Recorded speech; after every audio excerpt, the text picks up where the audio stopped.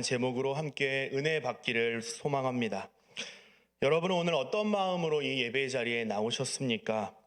또 지금 여러분의 마음을 가득 채우고 있는 것은 무엇입니까? 여러분이 이 자리에 서기까지 높고 많은 문턱들이 있었을 텐데 여러분 무엇으로 그것을 이기고 지금 이 자리에 앉아 계십니까? 오늘은 예배라고 하는 이 주제의 말씀을 함께 나누려고 합니다. 오늘 드리는 이 예배가 하나님의 영광과 임재로 충만하여져서 하나님께서 흡족하게 받으시는 예배가 되기를 소망합니다. 우리는 지난 시간에 다윗이 온 이스라엘의 왕이 되는 과정을 함께 살펴보았습니다. 우리가 주목했던 것은 다윗이 왕권을 차지하기 위해서 어떤 무력을 행사한다거나 또 어떤 무력을 사용한다거나 술수를 부리는 것이 아니라 너무도 자연스럽게 반역자들이 제거되고 장로들을 중심으로 해서 이스라엘의 왕으로 세워졌다라는 사실입니다. 여기서 우리는 하나님께서 다윗을 선택하셨고 다윗과 이스라엘을 향한 이 하나님의 뜻을 이루시기 위해서 하나님은 신실하게 일하셨다라는 사실을 우리는 확인할 수가 있었습니다. 모든 것을 다 가진 것 같았던 사울은 움켜쥘 수 없었습니다. 사울 왕권은 모두 다 무너지고 말았습니다. 그러나 가진 것 하나 없이 억울하게 도망만 다닌 것 같았던 이 도망자 다윗은 어땠습니까? 다윗을 이스라엘의 왕으로 하나님께서 선택하셨다라는 사실을 보면서 하나님은 신실하신 하나님이심을 다시 한번 확인하게 됩니다. 오늘 본문은 다윗이 이스라엘의 왕으로 세워지고 나서 하나님의 궤를 다윗성으로 옮겨오는 이야기를 꽤 자세히 기록하고 있습니다. 다윗이 이스라엘의 왕위에 올랐을 때 가장 먼저 한 행동은 무엇이었는가 하면 방금 말씀드렸던 것처럼 예루살렘을 다윗 성으로 정하고 하나님의 궤를 다윗성 예루살렘으로 가져오는 일에 착수했습니다.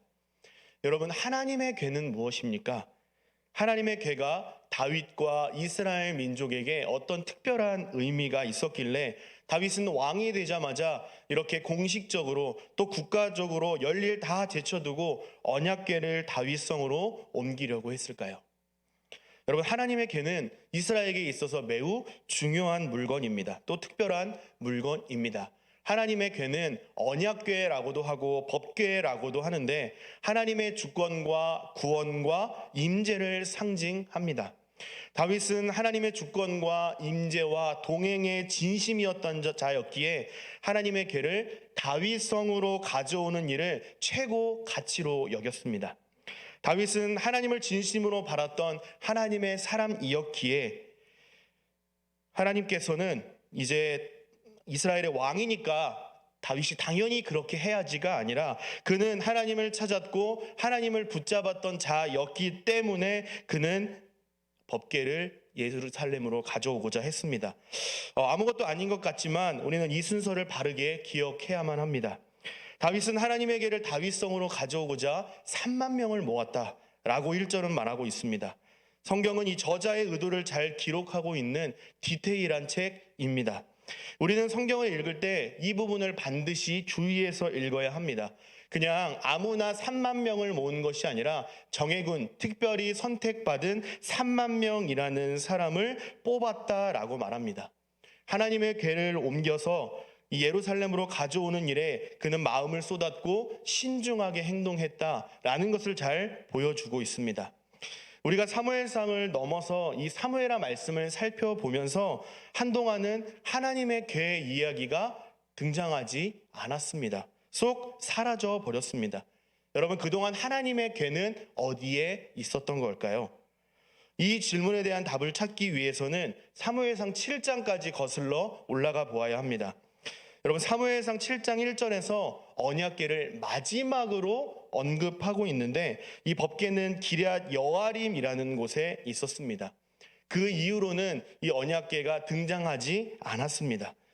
사무엘상 7장 2절 상반절에 보면 궤가 기럇 여아림에 들어간 날부터 20년 동안 오래 있은지라 라고 말합니다. 여러분, 언약궤는 무엇을 상징한다 그랬죠?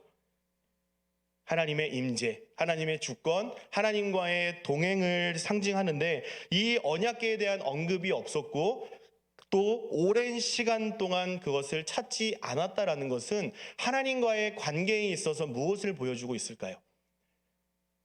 이스라엘은 하나님을 찾지 않았고 그 둘은 친밀한 관계가 아니라 서먹서먹한 관계에 있었다라는 것을 우리가 어렵지 않게 이해할 수가 있습니다.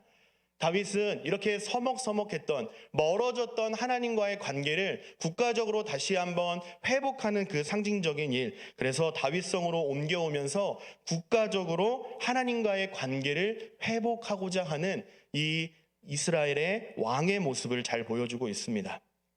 이제 하나님의 임재를 상징하는 언약궤가 다윗성으로 들어온다라고 한다면 이제는 하나님과 친밀한 관계를 회복하면서 이스라엘의 밝은 미래를 우리는 기대할 수가 있습니다. 이제 하나님에게를 옮기기 위한 본격적인 움직임이 시작이 되는데 3절에서 당시 상황을 이렇게 설명하고 있습니다. 하나님의 궤를 새 수레에 싣고 산에 있는 아비나답의 집에서 나오는데 아비나답의 아들 우사와 아효가 새 수레를 몰았다라고 되어 있습니다. 여러분, 하나님의 궤를 새 수레에 실었다라는 것은 무엇을 의미할까요? 열심과 헌신을 보여주는 표현 아닙니까? 그래도 하나님의 궤를 옮기는데 그냥 아무거나 써도 되겠는가? 그냥 아무데나 실을 수 있겠는가? 그럴 수 없지. 새 수레라는 정성을 담아서 지금 하나님의 궤에 대한 예우를 갖추고 있다라는 것입니다. 여러분, 제가 어렸을 때 일인데 한 1990년대 초중반쯤 됐었던 것 같아요. 그때 저희 가족은 상가에 있는 작은 개척교회를 섬겼습니다. 성도는 많지 않았지만 가족 같은 분위기에서 함께 신앙생활 했었던 기억이 납니다. 어느 날 아버지께서 자동차 한 대를 사 오셨는데 여러분 혹시 그레이스 봉고 아세요? 그레이스 봉고? 네, 그레이스 봉고 한 대를 딱 사 오신 거예요. 왜 그레이스 봉고를 사셨는지 나중에 우연치 않게 이렇게 들었는데 이런 이야기를 하시더라고요. 개척 교회니까 교회가 봉고차를 살 수 있는 여력은 없는 것 같고 우리가 승용차 대신에 봉고차 한 대를 사서 운전면허도 따고 연습도 해서 이제 그 차를 가지고 차량 운행으로 봉사하면 되겠다라는 그런 마음이 들어서 그레이스 봉고를 구매하셨다라고 합니다. 여러분, 찬양 운행 봉사를 하기 위해서 면허도 없으신 분이 차를 사고 그리고 교회 집사님께 연수를 받으면서 그렇게 차량 운행을 하기 위해서 노력하셨다라고 합니다. 여러분, 이 아버지의 헌신과 결단이 참 멋지지 않습니까? 저는 그때는 잘 몰랐어요. 봉고차인지 승용차인지 이런 건 잘 모르겠고 어떤 의미가 있었는지 어떤 마음이었는지 잘 모르겠는데 지금 이렇게 목회자의 삶을 살아가고 있는 입장에서 아버지의 그때의 그 결단과 헌신들을 보니까 정말 귀하고 멋진 헌신이었구나라는 사실을 확신하게 됩니다. 이처럼 하나님의 궤를 새 수레에 실었다라는 것은 그냥 대충 한 것이 아니라 나름대로 정성을 많이 쏟았다라는 것을 의미하는 것일 겁니다. 어떠한 각오와 헌신이 없었다고 한다면 쉽게 결정하기 힘든 일이었을 겁니다. 다윗도 이에 질세라 5절 끝부분에 보니까 여호와 앞에서 연주하더라 이렇게 말합니다. 여러분, 당시 여호와 앞에서 연주한다라는 것은 무엇입니까? 하나님을 찬양했다라는 것이죠. 하나님을 예배했다라는 말입니다. 유진 피터슨이라고 하는 학자 겸 목회자가 쓴 이 메시지 성경에는 이 부분을 이렇게 번역을 했습니다. 다윗과 이스라엘 온 무리는 행진하면서 목청껏 노래를 불렀고 만돌린, 하프, 탬버린, 캐스터네츠, 심벌주로 연주했다 이렇게 번역하고 있습니다. 마치 운동 경기를 보면서 우리가 뜨겁게 응원하고 또 수련회에 가서 뜨겁게 하나님을 찬양하고 예배했던 것처럼 지금 다윗과 온 이스라엘은 그 언약궤의 움직임을 보면서 간절히 찬양하고 뜨겁게 예배하고 있다라는 것입니다.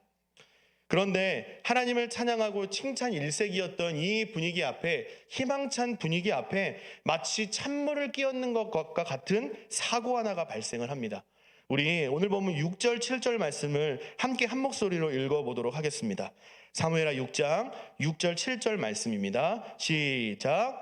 그들이 나곤의 타작마당에 이르러서는 소들이 띠므로 우사가 손을 들어 하나님의 궤를 붙들었더니 여호와 하나님이 우사가 잘못함으로 말미암아 진노하사 그를 그곳에서 치시니 그가 거기 하나님의 궤 곁에서 죽으니라. 아멘.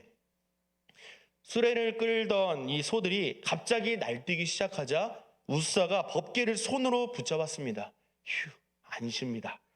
이렇게 안심해야 되는 상황이 맞는데 정말 잘했다고 칭찬받아야 되는 상황인데요.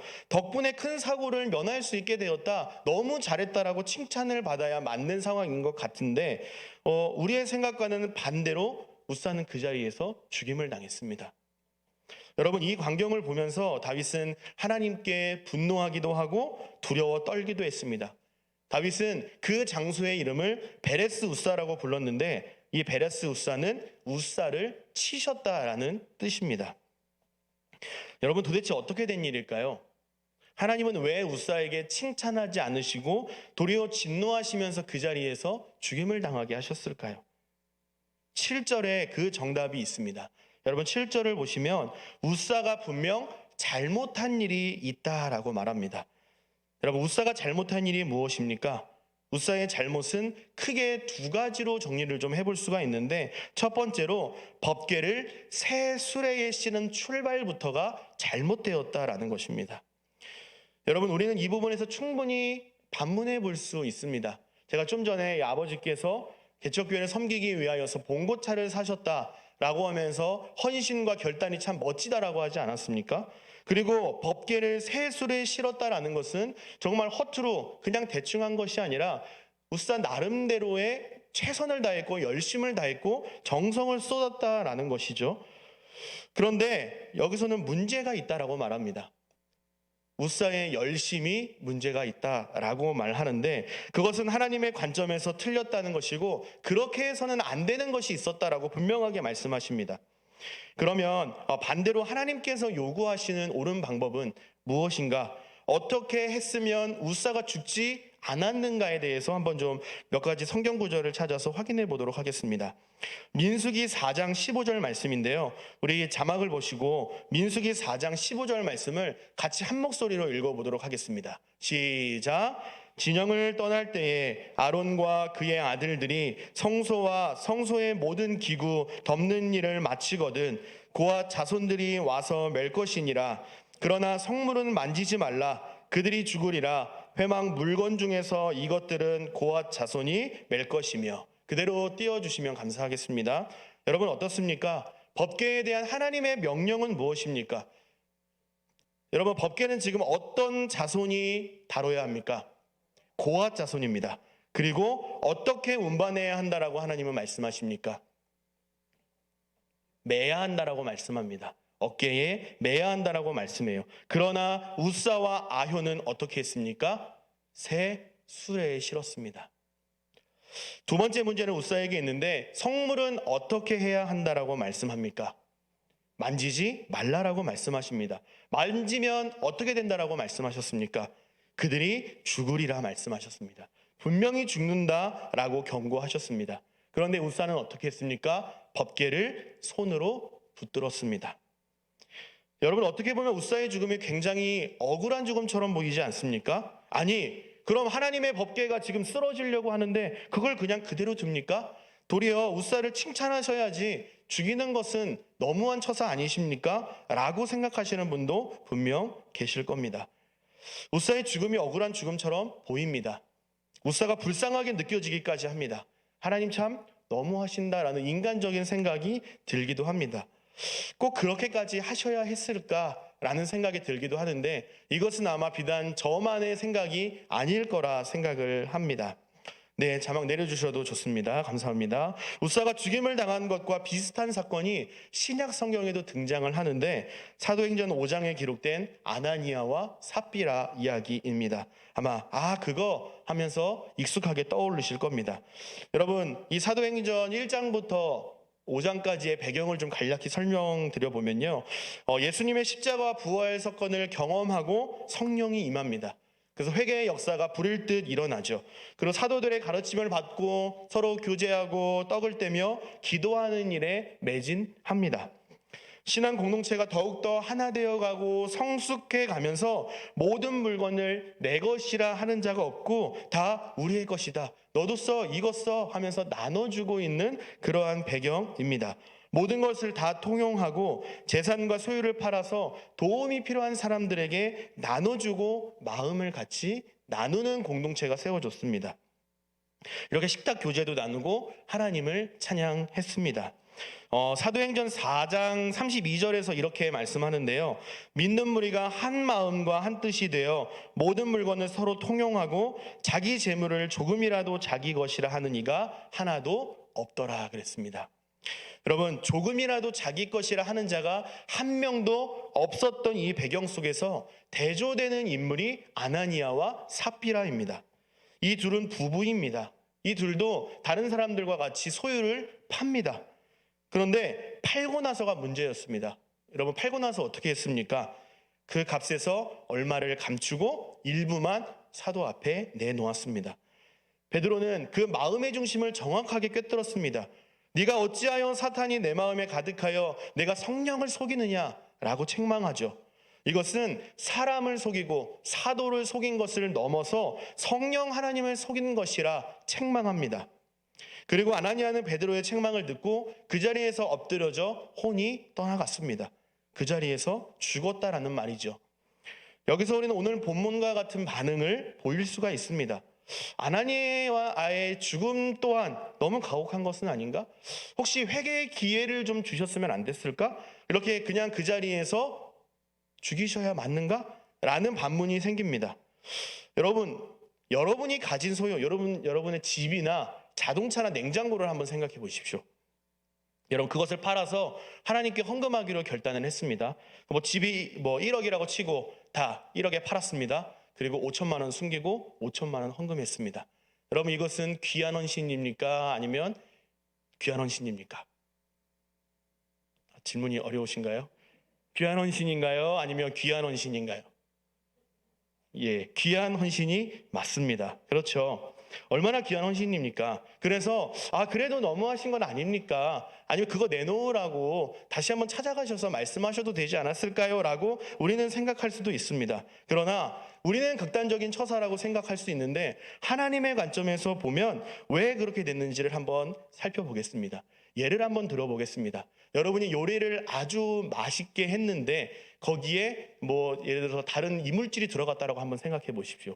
여러분, 그것만 싹 건져내면 됩니까? 아니면 버려야 됩니까? 모래가 한번 들어갔다고 생각해 봅시다. 모래를 팍 뿌렸어요. 그거 모래만 잘 건져내면 될까요? 아니면 그냥 버리고 다시 하는 게 편할까요? 지금 그 이야기가 똑같습니다. 지금 이 상황 어떤 상황이냐면 내 것이라고 이야기하는 사람이 하나도 없었는데 그 안에 지금 모래를 뿌린 격입니다. 내가 생명과 같이 여기고 내가 세운 이 교회, 신앙 공동체에 너가 지금 이 거룩성을 빼앗으려고 이야기해? 그거 안 된다라고 지금 초장에 하나님이 끊어내시는 겁니다. 그래서 그 죽음으로 말미암아서 말씀해 주시는 것은 무엇인가 하면 내가 이렇게 교회를 소중하게 여긴다. 내가 이 교회는 이렇게 소중하고 거룩하다. 교회의 거룩함이 사라진다라고 한다면, 없어진다라고 한다면 이것은 교회의 존재의 목적까지 해를 이룰 수 있으니 이제 교회가 확장되고 성숙해져가는 이 상황 속에서 하나님은 교회의 거룩함을 지키기 위해서 아나니아를 죽이신 것입니다. 그리고 무엇을 지키셨습니까? 하나님의 교회, 신앙 공동체를 세우시기 위해서 하나님은 분명히 끊어내신 것입니다. 여러분, 그만큼 교회는 거룩하고 하나님은 그만큼 교회를 사랑하신다라는 사실을 보여주고 있습니다. 교회를 주님의 몸된 교회라고 하지 않습니까? 주님의 피값으로 세운 교회라고 하지 않습니까? 그것이 얼마나 귀합니까? 교회가 거룩성이 무너지고 하나님 나라의 이 정체성이 무너진다면 다시 회복하기가 정말 힘듭니다. 지금 우리가 그런 시대를 살아가고 있지 않습니까? 세상의 기준들이 자꾸 교회 안에 들어와서 교회의 존재의 목적까지 흔들어 버리니까 영적 종말의 시대를 우리가 살아가고 있는, 이런 위기의 시대를 살아가고 있는 것 아니겠습니까? 여기서 우리가 주목해야 할 것은 아나니아의 죽음과 이 우사의 죽음은 어쩔 수 없는 딱 한 번의 실수 때문에 그런 것이 아니라 반복되는 잘못 때문이었습니다. 여러분, 행동은 우발적으로 그냥 나오지 않습니다. 평소에 가지고 있던 어떤 생각이나 인식들이 우리의 행동으로 나오는 것이지 갑자기 행동으로 빡 하고 튀어나오는 경우는 사실 굉장히 드뭅니다. 우리가 평소에 머릿속으로 생각하던 그 개념들이 입 밖으로 나오고 손과 발을 통하여 행동으로 이어지는 법입니다. 안타깝게도 아나니아가 생각했던 교회 공동체는 여기까지였습니다. 그가 생각했던 교회 공동체는 이 정도까지였습니다. 오늘 본문의 웃사도 마찬가지입니다. 어쩌다 한번 삐끗한 것이 아니라 평소에 법궤를 어떻게 대했는지에 대해서, 하나님의 명령에 어떻게 반응했는지에 대해서 잘 보여주고 있습니다. 하나님의 방법대로 순종하기보다는 편하게 합리적으로 이렇게 일 진행하려고 했다라는 것입니다. 웃사의 입장에서 보면 항변할 수도 있습니다. 이것은 내가 의도한 것이 아니라 의도치 않은 실수였다고. 갑자기 소가 날뛰는데 내가 그걸 어떻게 하겠습니까? 라고 항변할 수도 있습니다. 그러나 성경은 분명하게 말씀하는 것은 소가 날뛴 것이 문제가 아니라 하나님이 매라고 말씀하셨는데도 불구하고 새 수레에 실은 그 출발부터가 너는 잘못되었다라고 말씀하시는 겁니다. 여러분, 우리도 이 말씀을 대하면서 우리의 삶, 우리의 신앙생활을 함께 돌아보면 좋겠습니다. 혹시 하나님께서 요구하시는 방법보다 그것 좀 골치 아프다고, 그것 좀 성가시다고, 편하게 좋은 게 좋은 거다라고 하면서 신앙생활 하지는 혹시 않으셨습니까? 혹시 신앙생활 하시면서 은혜로 하면 된다라고 은혜를 앞세우면서 두리뭉실하게 그냥 넘기신 적은 없으십니까? 우리는 하나님의 임재를 간절히 원합니다. 하나님의 동행을 원하고 하나님의 보호하심과 임재를 간절히 원합니다. 하지만 그에 반해서 하나님의 뜻을 알기를 힘쓰고 그대로 순종하기보다는 하나님을 새 수레에 모시려는 경향이 우리에게 더 강한 것 같습니다. 왜요? 하나님께서 말씀하신 대로 순종하는 것보다 그게 훨씬 더 편리해 보이거든요. 그게 더 편해 보이니까요. 하나님을 하나님의 방식대로, 하나님께서 요구하시는 대로 순종하기보다는 살아계신 창조주 하나님을 우리 수준 안에서 섬기려고 하는 그러한 죄성이 우리 가운데 있지 않나 돌아봐야 할 것입니다. 입술로는 하나님을 섬긴다고 하면서 말이죠. 하나님의 법궤를 분명히 고앗 자손이 메고 이동해야 한다라고 말씀하셨는데, 우리는 내 마음과 뜻과 정성을 다하여서 하나님을 새 수레에 모셔드리지 않았냐라고 오히려 항변하고 있지는 않은지를 돌아보면 좋겠습니다. 새 수레는 하나님께서 기뻐하시는 것도 아니고 하나님께서 요구하시는 것도 아닌데 말이죠. 여러분, 청년 시절로 돌아가서 좋아하는 이성이 생겼다라고 한번 생각해 보시기를 바랍니다. 상대방이 뭘 좋아할까, 상대방이 뭐를 싫어할까 고민하고 의견을 묻기보다 그냥 무조건 직진, 보고 싶으면 가고, 먹고 싶으면 가고, 찾아가고, 만나고 밤낮 없이 계속 만나러 갔다라고 생각해 보십시오. 그런데 상대방이 좀 부담스러워서 이렇게 좀 조심스럽게 밀어내니까 오히려 왜 내 진심을 그렇게 받아주지 못하고 밀어내기만 하느냐고, 이렇게 억울한 태도로 우리는 이렇게 신앙생활을 하고 있지는 않습니까? 하나님은 성경을 통하여 이렇게 섬기라 라고 말씀하여 주셨는데 거기에는 관심 없고, 내가 하나님 사랑하니까, 내가 하나님을 이렇게 섬기고 싶으니까 이렇게 할게요 라고 하고 있지는 않은지 우리의 삶을 좀 돌아보면 좋겠습니다. 하나님의 관점에서 옳은 방법은 무엇일까? 내가 이렇게 했을 때 하나님께서 기뻐하실까? 싫어하실까? 내가 어떻게 하면 하나님께서 기뻐하실까 고민하고 은혜를 구하기보다 내 생각대로, 내가 편한 방식대로 하나님을 섬기고 있지는 않은지 우리의 신앙생활을 한번 점검해 보면 좋겠습니다. 여러분의 신앙생활은 어떠십니까? 우리는 뭐가 됐든 언약궤만 옮기면 된다고, 주일만 지키면 되고, 예배 자리면 지키면 되고, 봉사하라고 하면 봉사하면 되고, 하나님의 일을 그냥 열심히만 하면 된다라는 생각을 버려야 합니다. 우리는 세상의 방식대로가 아니라 하나님의 방식대로 해야 합니다. 연약한 인간의 방식이나 우리가 편한 과거의 습관대로가 아니라 하나님께서 요구하시는 대로 신앙생활을 해야 합니다. 과거 습관이 우리의 기준이 되는 것이 아니라 하나님께서 우리에게 주신 성경을 기준으로 삼아야 합니다. 그래서 성경을 캐논이라고 하지 않습니까? 캐논은 기준이라는 뜻입니다. 다른 것이 아니라 성경을 우리 신앙생활에 우리의 삶의 기준으로 삼아야 한다라는 것입니다. 9절에 다윗이 그날에 여호와를 두려워했다라고 말합니다. 우리는 하나님 경외를 회복해야 합니다. 하나님을 경외하는 삶을 살아야 합니다. 그러나 이 시대는 하나님 경외가 무너진 시대를 살아가고 있지 않습니까?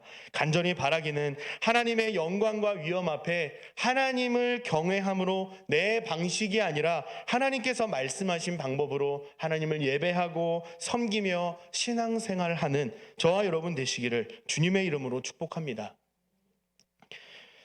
다윗은 이 하나님에게를 옮기는 일에 두려움을 느끼고 다윗성이 아니라 가드 사람 오벳에돔 집에 석 달간 돕니다. 총신대학교 신학대학원에서 학우들을 가르치는 김지찬이라는 교수님이 계신데 그 부분이 이 부분을 주석하면서 이런 질문을 했습니다. 여러분을 향한 질문이라고 생각하고 한번 답변해 보십시오. 웃사가 이렇게 죽은 후에 여호와의 개가 자신의 집으로 오는 오벳에돔의 기분은 어땠을까요? 여러분 한번 생각해 보시기를 바랍니다. 흔들리는 그 상황 속에서 언약궤를 붙잡아서 웃사는 죽었습니다. 그리고 그 개가 여러분의 거실을 지나서 여러분의 안방으로 향하고 있다라고 한번 생각해 보십시오. 여러분의 생각은 어떠십니까? 기쁘십니까? 아니면 두려우십니까? 그 두려움은 어디서 오는 겁니까? 나도 죽는 거 아니야? 이런 생각에서 오지 않습니까? 여러분, 오벳에돔이라는 사람이 등장하는데 이 사람이 가드 사람입니다. 11절에서 분명하게 말하고 있습니다. 여러분, 가드는 어느 나라 땅입니까? 블레셋 땅입니다. 여러분, 블레셋이 어떤 존재인지 잘 아시잖아요. 그냥 이스라엘 근방에 있는 이방 나라를 넘어서서 이스라엘의 눈엣 가시 같은 존재들 아닙니까? 그들은 이스라엘을 대적하는, 즉 하나님을 대적하는 이방 민족입니다. 여기서 오벳에돔은 웃사와 대조되는 인물로 나옵니다. 사무엘상과 사무엘하는 계속해서 인물을 대조하고 있다라고 말씀드렸는데 오벳에돔은 웃사와 대조되는 인물로 등장합니다. 하나님의 궤를 하나님의 방법대로 잘 섬기고 하나님께서 복을 주셔서 블레셋 가드 사람임에도 불구하고 이후에 성전 문지기로 세워지는 복을 받게 됩니다. 하나님의 일을 함에 있어서 우리의 출신과 가문과 정체성이 전혀 중요한 것이 아니라는 사실을 보여줍니다. 하나님의 사람으로서 하나님을 바르게 알고 바르게 섬기는가가 중요합니다. 여러분, 웃사는 이스라엘 사람이었는데도 불구하고 잘못된 하나님의 말씀에 불순종하여서 죽음을 당하지 않았습니까? 그러나 블레셋 가드 사람 오벳에돔은 하나님의 복을 누렸다라는 것입니다. 하나님께 선택받은 민족이라 자부했던 이스라엘은 하나님과의 관계가 서먹서먹해져서 하나님의 임재를 상징하는 하나님의 궤를 어떻게 다뤄야 하는지 가물가물했습니다. 그리고 그렇게 중요하게 생각하지 않았습니다. 그러나 구원으로부터 철저히 배제된 이 이방민족 블레셋 사람 오벳에돔은 하나님을 어떻게 섬겨야 하는지 바르게 알고 하나님의 뜻대로 섬겨서 하나님께 복을 받게 됩니다. 우리가 잘 알고 있는 신약 성경에 등장하는 백부장의 믿음, 여러분 잘 아시지 않습니까? 여기서 우리는 하나님을 어떻게 섬겨야 하는지에 대한 영적인 교훈을 다시 한번 발견하게 됩니다. 하나님은 우리의 어떠함이 아니라 하나님을 참되게 예배하는 자를 세우시고 귀하게 사용하시는 분이라는 것입니다. 우리 모두가 예배자로 바로 서서 하나님께 귀하게 쓰임받는 예배자가 되시기를 주님의 이름으로 축복합니다. 이제 다윗이 그토록 바라던 이 여호와의 법궤가 다윗성 예루살렘으로 들어옵니다. 여호와의 궤가 예루살렘으로 들어오는 과정에서 하나님을 예배하는 이 세 부류의 사람이 등장을 하는데 웃사와 다윗과 미갈입니다. 여러분, 첫 번째 웃사입니다. 우리가 지금까지 살펴보았던 웃사는 어떻습니까? 이 웃사는요, 예배 소비자였습니다. 예배 소비자. 하나님의 방식과는 별개로 자기 기준대로 그냥 법궤만 옮기면 된다라고 생각했던 사람입니다. 우리식으로 말하면 어차피 드려야 할 예배 얼른 해치우고 와서 내가 해야 할 일 하자, 하고 싶은 일 하자라고 예배를 해치우는 것이죠. 예배해야 하는 당위성은 있지만 예배가 나에게 어떤 유익이 되고 하나님께 영광이 되는지, 우리가 왜 예배해야 되는지, 예배할 때 우리에게 어떤 은혜가 입게 되는지 그것에 대한 이해는 없고 그냥 예배의 행위만 남겨져 있는 예배 소비자였습니다. 여러분, 두 번째는 다윗입니다. 다윗은 여호와에게가 다윗성 예루살렘으로 들어올 때 어떻게 했습니까? 그 다윗의 모습이 14절, 15절에 기록이 되어 있습니다. 우리 오늘 본문 14절, 15절 말씀을 같이 한번 읽어보도록 하겠습니다. 함께 읽습니다. 시작.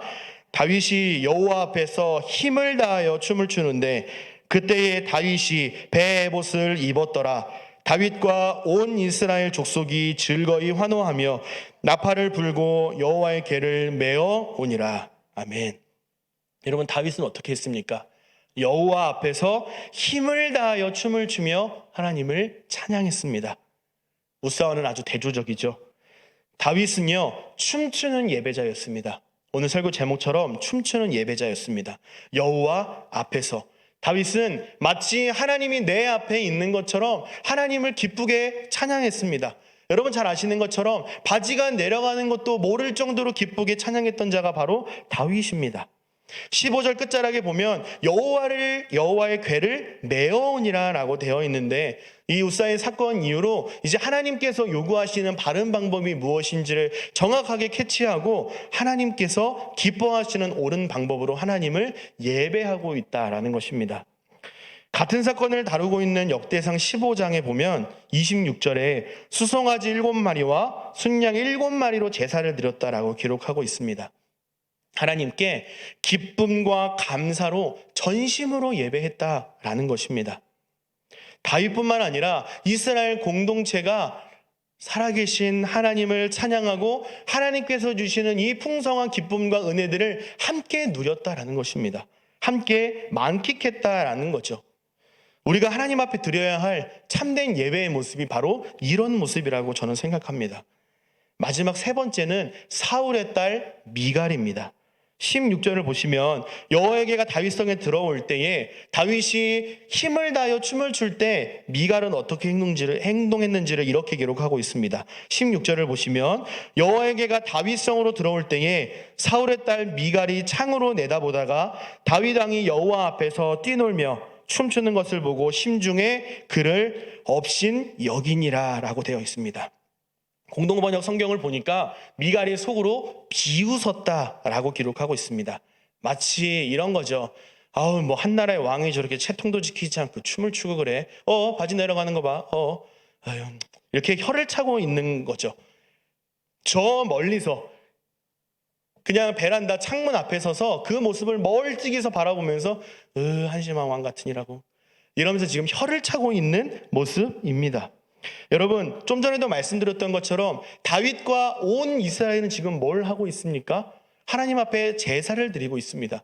기쁨으로 찬양을 하고 있습니다. 온 마음과 정성과 뜻을 다하여서 힘을 다하여 하나님을 찬양하고 있습니다. 그런데 사울의 딸이라 하는 미갈은 지금 뭘 하고 있습니까? 집 창문에서 그냥 예배하는 것을 보며 비웃고 있습니다. 이스라엘 공동체에게 주시는 하나님의 은혜에 동참해서 함께 그 은혜를 누려야 되는데 그렇게 하지 않습니다. 오히려 멀리서 다윗의 예배, 온 이스라엘의 예배를 판단하죠. 감독합니다. 그래서 미갈은 예배 시청자, 예배 감독자, 예배 판단자의 모습을 보여주고 있습니다. 이스라엘에게 언약궤가 어떤 의미가 있는지, 저들이 지금 왜 저렇게 기뻐 뛰며 하나님을 찬양하고 있는지 사울의 딸 미갈은 잘 몰랐고요. 별로 관심이 없었습니다. 그래서 다윗을 보며 비웃고 있는 겁니다. 여러분, 십자가의 의미를 모르고 구원의 의미를 모르는 사람은요, 절대로 우리의 행동을 이해할 수가 없습니다. 예수 믿지 않는 사람은 저와 여러분을 보며 이렇게 말할 확률이 아주 높습니다. 뭐가 좋다고 저렇게 돈 쓰고 시간 써가면서 가서 예배를 보려고 하냐고. 그런 말 아마 적어도 한두 번쯤은 들어보셨을 겁니다. 날씨 좋은 날, 딴 때는 그렇다 쳐도 날씨 좋은 날, 가족 모임이 있는 날은 그냥 분위기 망치지 말고 같이 좀 이렇게 가면 신나고 분위기 좋다. 같이 즐길 수 있는데 도대체 왜 그렇게 교회에 가야 되냐고 고집 부리느냐고, 왜 분위기 망치고 내 체면 망치느냐고 오히려 그런 핀잔을 들으신 적이 있으실 겁니다.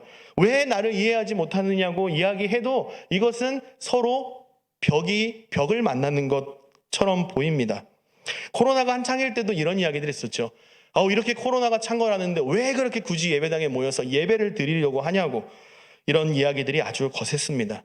함께 모여 예배하는 것이 무엇이고 어떤 유익을 주는지 세상 사람들은 잘 모르기 때문에 그들은 이 예배의 가치를 바라보기보다 그냥 함께 모이는 그 행위에만 집중하고 우리를 비난하고 있는 것이죠.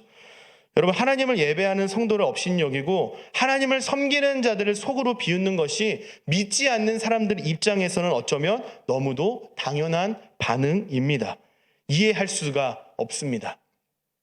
여러분, 오늘 수요 예배로 함께 모이셨는데 여러분은 어떤 마음으로 예배 자리에 나오셨는지 제가 설교 초반에 말씀을 드렸습니다. 이제 말씀을 마무리하는 이점에서 저는 다시 한번 같은 질문을 드리고 싶습니다. 여러분은 어떤 마음으로 예배를 드리고 계십니까? 어떤 마음으로 지금 여기까지 오셨습니까? 우리는 다양한 예배를 드립니다. 주일에는 1부부터 3부까지 주일 예배 또는 교구 예배로 모입니다. 그리고 오늘처럼 수요 예배, 금요기대 오전과 오후 새벽 예배 5번, 이렇게 한 주에 10번에 가까운 예배를 드립니다. 오늘은 특별히 퇴근하시고 오시느라 아마 마음이 더 분주하셨을 겁니다. 찬양대 연습 늦지 않으시려고 식사도 거르고 달려오신 분도 계실 거고요. 누군가가 오늘은 가지 말라고 이야기하는데 뿌리치고 온 분들 계실 거고요. 또 약속을 다른 요일로 미루고 오신 분도 분명 계실 겁니다. 계속해서 예배를 소중히 여기시는 우리 모두가 되기를 간절히 소망합니다. 많은 목사님들이 예배를 강조하고 또 강조합니다. 말씀을 강조하고 기도를 강조하고 성도의 교제를 강조합니다. 여러분, 왜 그럴까요? 우리를 살리고 우리 공동체를 살리는 가장 기본적이면서도 가장 중요한 핵심적인 영적인 행위가 바로 예배이기 때문에 그렇습니다. 여러분, 예배 순서 안에 말씀도 있고 기도도 있고 성도의 교제도 있지 않습니까?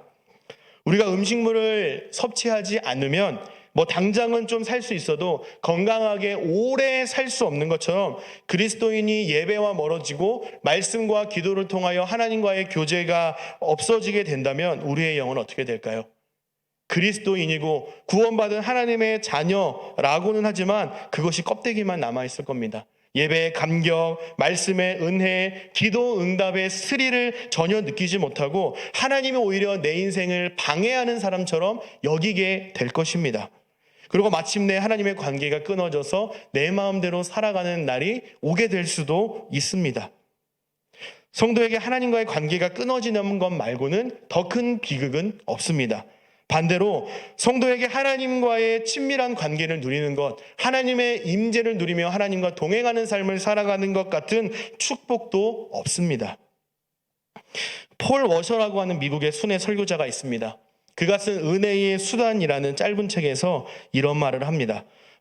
짧게 정리하면 이렇습니다. 그가 말하는 은혜의 수단은 말씀, 기도, 회개와 죄 고백, 그리고 교회라고 말합니다. 이것을 말하면서 이 폴 워셔는 뭐라고 이야기하냐면 우리의 은혜의 수단은 어떠한 새롭고 특별한 것이 아니라 여러분이 날마다 매일 뻔하게 하고 있는 그것이 바로 은혜의 수단이다. 이렇게 이야기를 합니다. 여러분, 무슨 말인지 이해가 되시죠? 특별 새벽 기도회를 하고 또 우리가 특별히 뭔가에서 모이기보다 우리가 드리는 이 예배 가운데 성공한다면 그것이 바로 우리를 하나님의 은혜로 가득 채울 수 있는 은혜의 수단이 된다라는 것입니다. 함께 모이는 것 좋습니다. 우리의 예배 가운데 모이기를 힘쓰고 그 예배 안에서 하나님의 임재와 영광과 은혜를 경험하기 위해서 기도하시고 또 그 예배 가운데 그러한 은혜를 누리게 됐을 때에 자연스럽게 우리의 마음은 세상적인 것들은 깨어지고 그 안에 하나님으로 충만하게 된다라고 폴 워셔는 이야기하고 있습니다. 사랑하는 여러분, 우리 모두가 오늘 본문을 통해 주시는 이 말씀대로 예배에 목숨 걸고 예배에 승리하는 우리 모두가 되기를 간절히 소망합니다. 오늘 원래 설교 제목이 춤추는 예배자 다윗이었습니다. 그런데 과감하게 뒤에 다윗을 빼버리고 춤추는 예배자로 정했습니다. 여러분, 설교 제목에는 설교자의 의도 또 본문의 내용들을 이렇게 잘 담고 있는데, 제가 뒤에 다윗을 빼고 춤추는 예배자라고 정한 이유가 무엇인지 아십니까? 만약 춤추는 예배자 다윗이라고 한다면 다윗은 하나님 앞에 예배했어 라고 그치는 것이 싫었습니다. 춤추는 예배자 뒤에 우리의 이름이 언급되기를 바라는 마음에서 우리 모두가 다윗처럼 춤추는 예배자가 되었으면 좋겠다라는 마음에서 저는 이 다윗이라는 두 글자의 이름을 과감히 빼버렸습니다. 사랑하는 여러분, 간절히 바라기는 우리 모두가 우사처럼 예배를 소비하는 자가 아니라 미갈처럼 예배 시청자, 예배 감독자, 예배 비판자가 아니라 하나님의 임재를 사모하며 언약궤가 다윗성에 들어왔을 때 기뻐 뛰며 힘을 다하여 마음껏 하나님을 찬양했던 이 다윗처럼 예배에 성공하고 하나님과 친밀한 관계를 누림으로써 하나님께서 주시는 이 참된 기쁨을 만끽하며 살아가게 되는 춤추는 예배자가 되시기를 주님의 이름으로 축복합니다. 예배에 성공하기 위해서 몸부림치는 저와 여러분의 삶을 보면서 하나님께서는 분명히 춤을 추실 것입니다. 기뻐 뛰실 것입니다. 그러한 하나님이 우리와 항상 함께 하시며 우리의 삶을 반드시 책임지실 것을 신뢰하면서 하나님 안에서 춤추는 예배자만 남게 되기를 주님의 이름으로 간절히 축복합니다. 오늘 하나님께서 우리에게 주신 말씀 붙들고 우리 통성으로 함께 기도하겠습니다.